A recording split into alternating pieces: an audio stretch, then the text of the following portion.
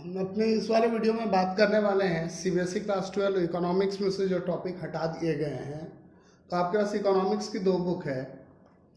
एक जिसमें आप इंडियन इकोनॉमी के बारे में पढ़ते हैं, इंडियन इकोनॉमी और प्लानिंग डेवलपमेंट। सेकंड जो आपकी मैक्रो की बुक है, मैंने ईश्वर धिंगरा बीके गर्ग लिया है, कोई टीआर जैन पढ़ता है या अगर कोई पढ़ रहा है तो सीबी सचदेवा पढ़ता है। डिपेंड करता है कि आपके पास कौन सी बुक है। कोई सी भी बुक हो, टॉपिक्स तो हर बुक में सेम ही होंगे, पेज नंबर अलग अलग हो जाता है।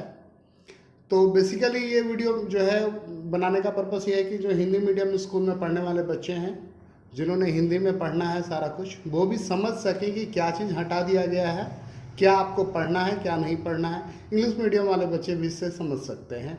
आइए स्टार्ट करते हैं। सबसे पहले मनी एंड बैंकिंग नाम का जो यूनिट है, उसमें control of credit through bank rate, CRR, SLR, repo rate, open market operation, margin requirement, इन सारी चीज़ों को हटाया गया है।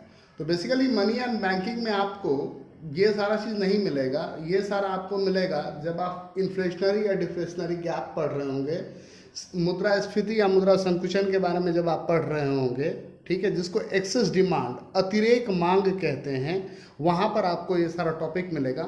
मैं आपको आपके बुक में दिखा देता हूँ।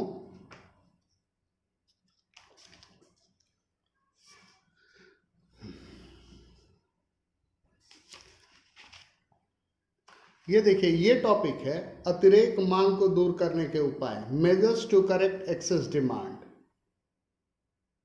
और एक्सेस डिमांड का ही हिंदी में नाम होता है मुद्रा का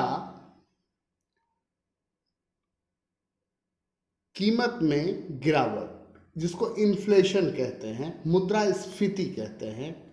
अब जब एक्सेस डिमांड हो जाएगा तब क्या होता है कि जो आपका एडी कर्व होता है वो प्री एग्जिस्टिंग एडी कर्व से ऊपर में बनता है और जिसकी वजह से इन्फ्लेशनरी गैप आता है। अब उसको दूर करने के क्या उपाय हैं? तो दूर करने के उपाय जो हैं वहाँ यहाँ लिखे हुए हैं कि क्या क्या उपाय है। करों के दर में वृद्धि, टैक्स बढ़ा दो, जनता के पास पैसा नहीं रहेगा। सरकारी व्यय में कटौती, गवर्नमेंट जो एक्सपेंडिचर करती है, नहर बनाओ, कुआं बनाओ, सड़क बनवाओ, मनरेगा में दो, तो उसमें खर्चा कर दो। उसमें खर्चा कम कर दोगे तो क्या हुआ, पब्लिक के पास पैसा कम रहेगा। पब्लिक के पास पैसा कम रहेगा यानी पब्लिक डिमांड नहीं करेगी। जो मॉनेटरी पॉलिसी है उसमें क्या है, बैंक रेट में वृद्धि कर दो, बैंक का रेट बढ़ा दो।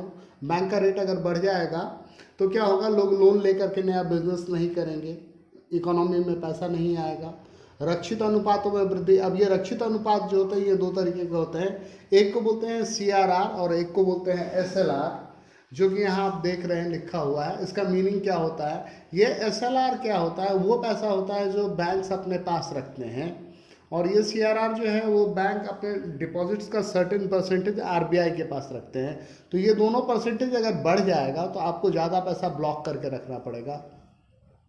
रेपो रेट, ये वो रेट है जिसपे कमर्शियल बैंक रिजर्व बैंक से लोन ले सकता है। ओपन मार्केट ऑपरेशन, बैंक्स जो हैं वो क्या करती हैं, वो भी शेयर्स की, गवर्नमेंट के जो इंस्टीट्यूशन है उनके शेयर की खरीद बिक्री करती है। तो अगर गवर्नमेंट के शेयर्स की खरीद बिक्री होगी तो क्या होगा, अगर बेचा जाएगा, गवर्नमेंट बेचेगी तो क्या होगा, पब्लिक जो है वो शेयर खरीद लेगी और पब्लिक के पास जो कैश है वो गवर्नमेंट के पास चला जाएगा। और मार्जिन रिक्वायरमेंट, मार्जिन रिक्वायरमेंट क्या होता है कि आप अपने किसी सामान को गवर्नमेंट के पास या किसी बैंक के पास गिरवी रखिए और लोन लीजिए।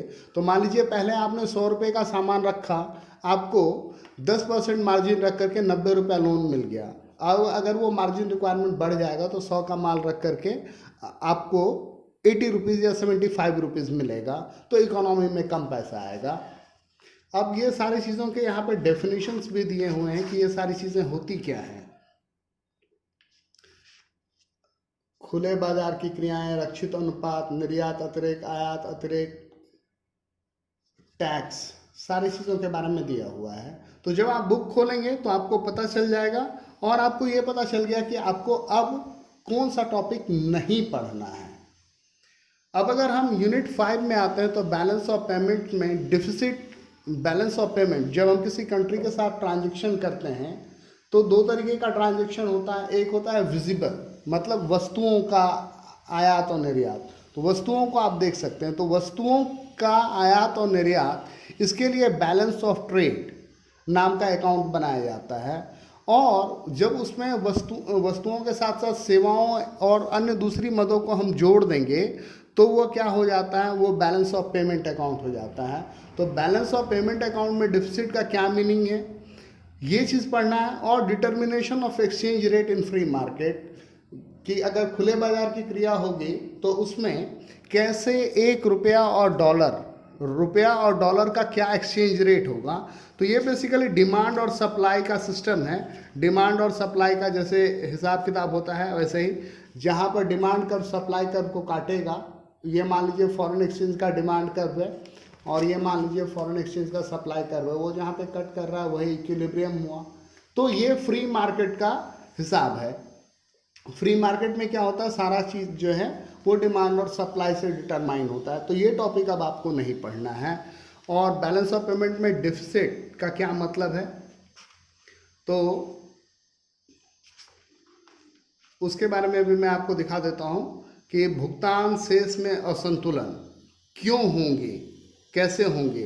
तो इसके लिए यहाँ पर ये दिया हुआ भुगतान शेष में असंतुलन के कारक क्या क्या कारक हैं और उसको कैसे आपको करेक्ट करना है। तो इसमें डिफिसिट जो घाटा है, बेसिकली आपको वो टॉपिक नहीं पढ़ना है, तो आप उस टॉपिक को मत पढ़िएगा। अब आइए बात कर लेते हैं इंडियन इकोनॉमी के। तो इंडियन इकोनॉमी में यूनिट 7 में ग्रोथ ऑफ एजुकेशन सेक्टर जो है उसके बारे में आपको नहीं पढ़ना है। एजुकेशन सेक्टर ये बेसिकली है।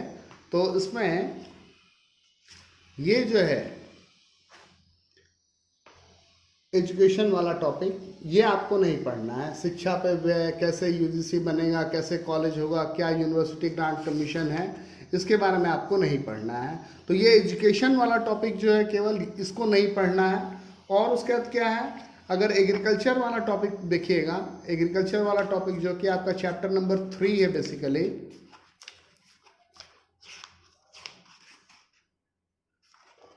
एग्रीकल्चर टॉपिक, एक मिनट रुकिए मैं निकाल लेता हूँ एग्रीकल्चर टॉपिक। हाँ, ये आधारभूत संरचना, इंफ्रास्ट्रक्चर का मतलब होता है आधारभूत संरचना। इसमें एनर्जी टॉपिक है। तो ये वाला टॉपिक जो है ये आपको नहीं पढ़ना है। इंफ्रास्ट्रक्चर में एनर्जी वाला टॉपिक जो है ये डिलीट हो गया, ये आपको नहीं पढ़ना है।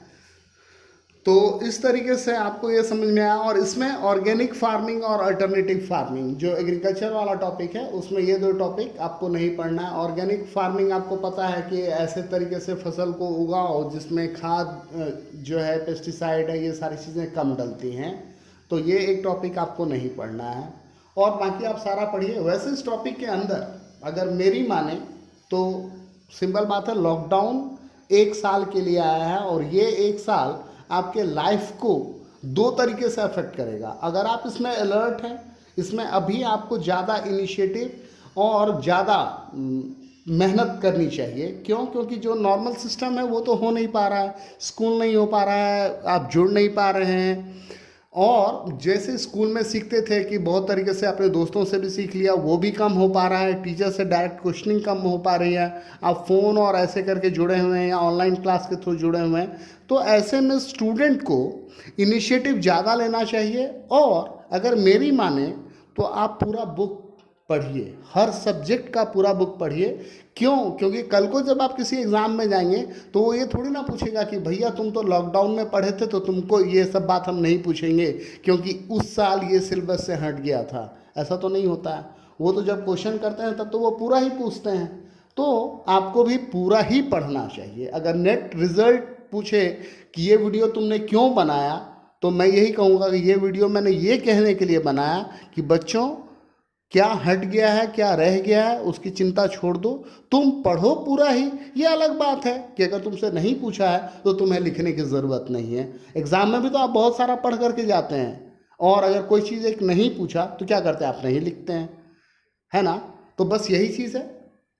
हाँ, कोई किसी को अगर ऐसा लगता है कि भाई मैं तो बिल्कुल नहीं कर पाऊँगा, तब आपके लिए तो ये क्लियर है कि ये 3-4 टॉपिक्स हैं जो आपको नहीं पढ़ना, और उसका हिंदी मीनिंग भी मैंने आपको एक्सप्लेन कर दिया है।